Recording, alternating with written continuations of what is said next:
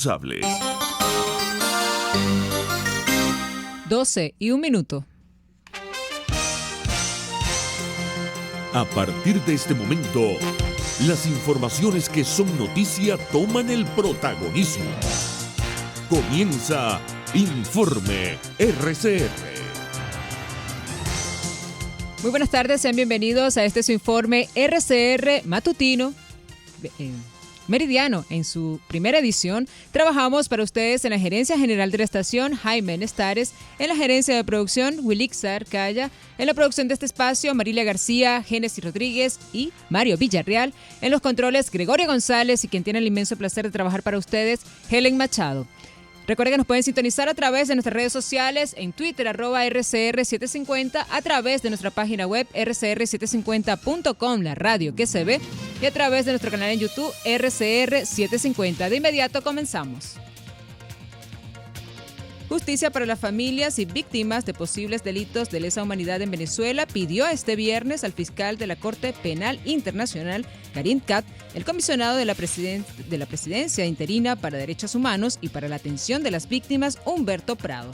El comisionado indicó que el régimen venezolano se está jugando una lotería pensando que puede hacer lo que sea sin garantías judiciales y recordó que en septiembre la misión y determinación de hechos de la ONU presentará un nuevo informe sobre las violaciones a derechos humanos en nuestro país.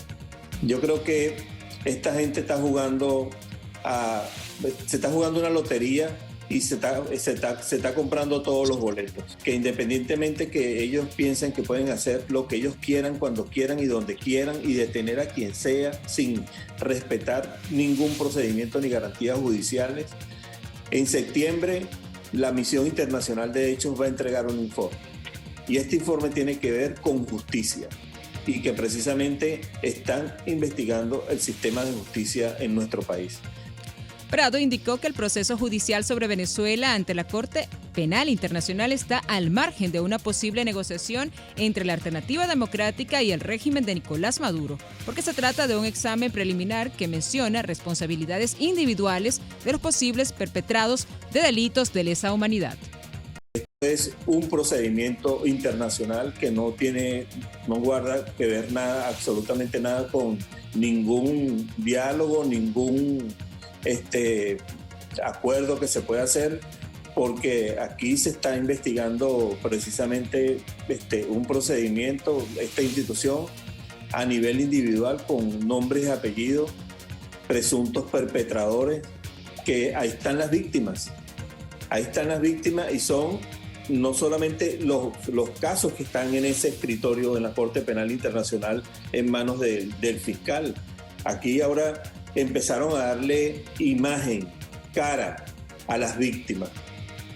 Por su parte, Omar Mora Tosta, abogado del diputado Freddy Guevara, indicó que la detención del parlamentario y el proceso judicial en su contra es muestra más de que en esta investigación en la Corte Penal Internacional sobre la persecución de un grupo con identidad propia de motivos políticos.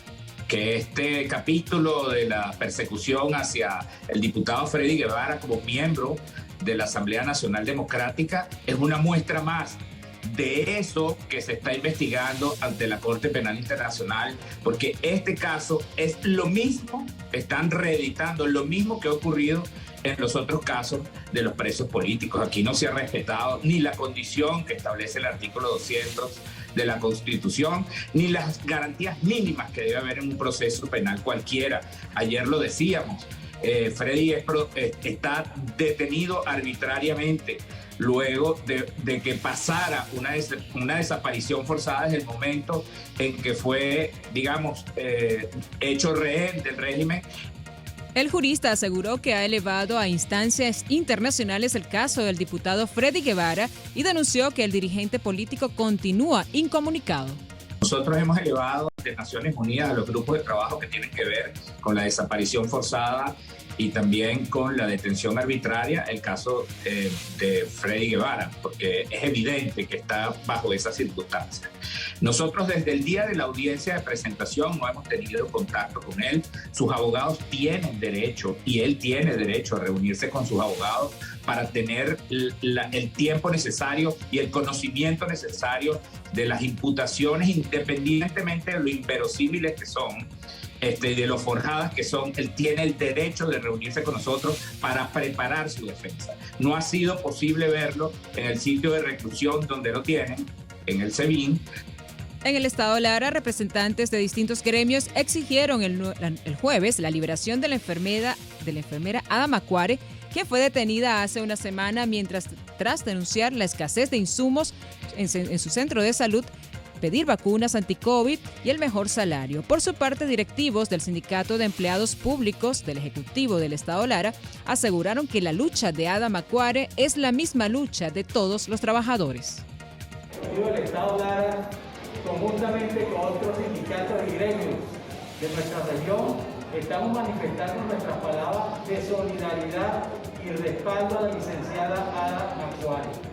La lucha de Ada Macuare es la lucha de todos los trabajadores de la Administración Pública Nacional por salarios justos, por prestaciones sociales dignas, por seguridad social del trabajador y la familia y por contrataciones colectivas de todos los trabajadores. ¡Liberen a Ada Macuare! En internacionales, la mayor cantidad de narcocultivos del mundo está en la frontera de Colombia y Venezuela, según lo reveló la Organización de Naciones Unidas en el informe de 2020, que una vez más se sitúa el primer país como el principal productor de cocaína, pese a una reducción de los sembradíos. Norte de Santander se consolida como el departamento con mayor área sembrada en el país vecino, con 40.084 hectáreas, indicó la Oficina de Naciones Unidas contra la Droga y el Delito en Colombia en el documento presentado el jueves. Por su parte, el Ministerio de la Defensa colombiana, Diego Molano, aseguró que el gobierno ha logrado erradicar en lo que va de este año 38.000 hectáreas de cultivo de coca y avanza para cumplir la meta de 130.000. Al 22 de julio, la Fuerza Pública ha erradicado 38.000 hectáreas de cultivos ilícitos, se han incautado más de 346 toneladas de cocaína, 30% más que el año pasado, dijo el ministro Molano durante la presentación del informe de monitoreo de territorios afectados por cultivos ilícitos en Colombia en 2020.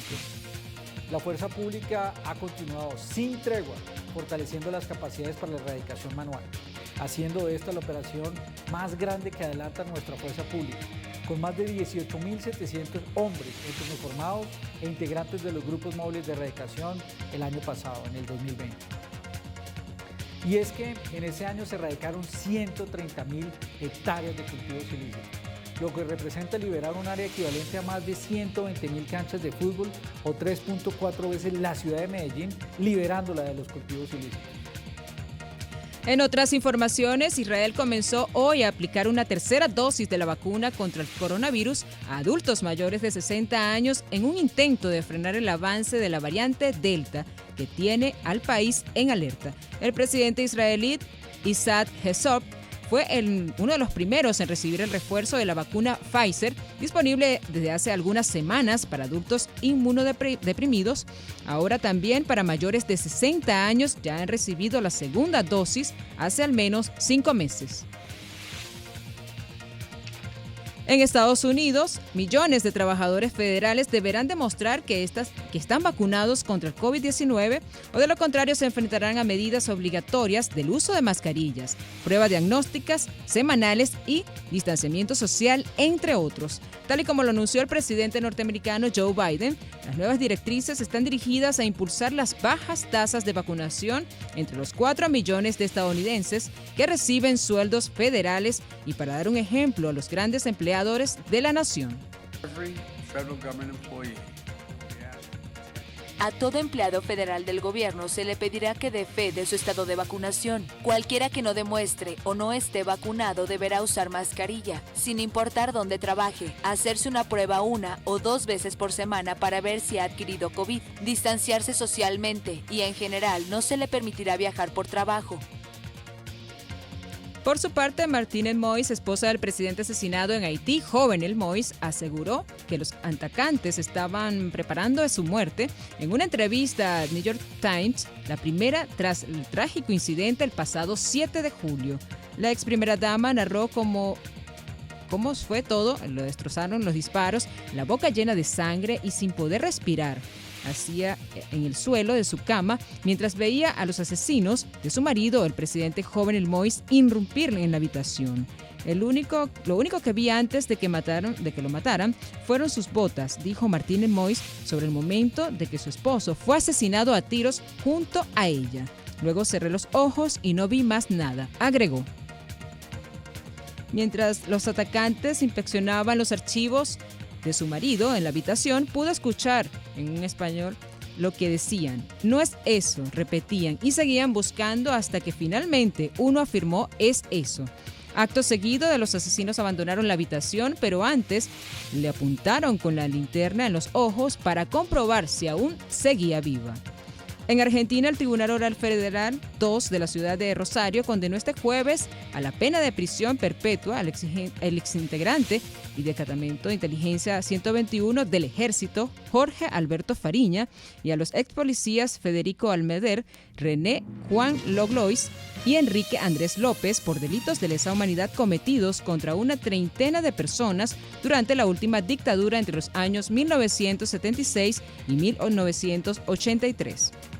Todos ellos fueron condenados por delitos de privación ilegítima de la libertad agravada por violencia, amenaza, aplicación de tormentos agravados por ser las víctimas perseguidas políticos y homicidio agravado por alevosía.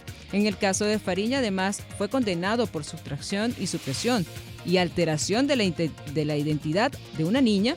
El tribunal consideró que todos estos delitos constituyen crímenes de lesa humanidad y que por lo tanto no ha prescrito. Y pasamos a economía.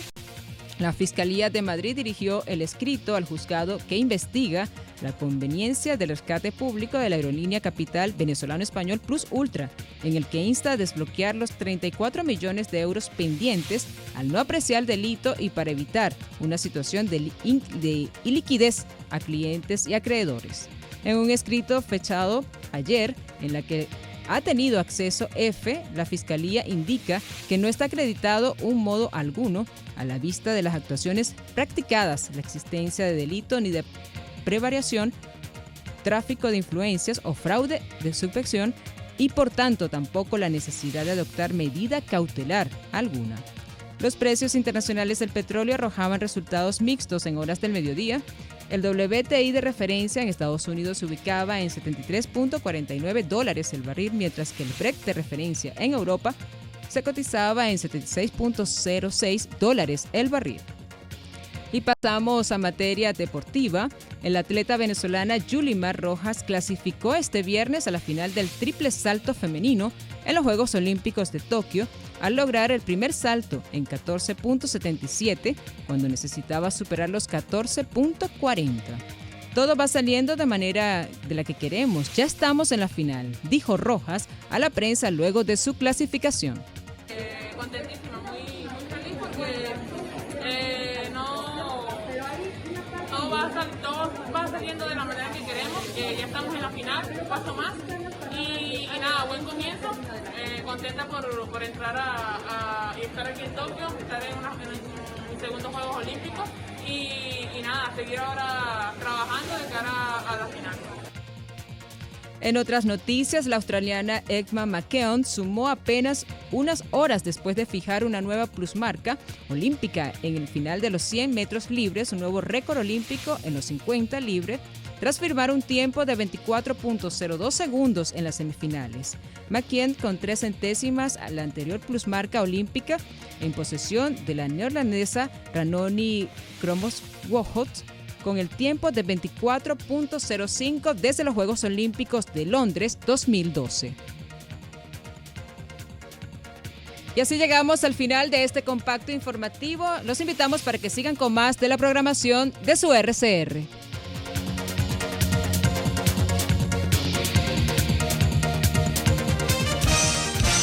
Hasta aquí este compacto noticioso. Manténgase en nuestra sintonía, porque estaremos informándole de la noticia al momento de producirse. RCR 750 AM.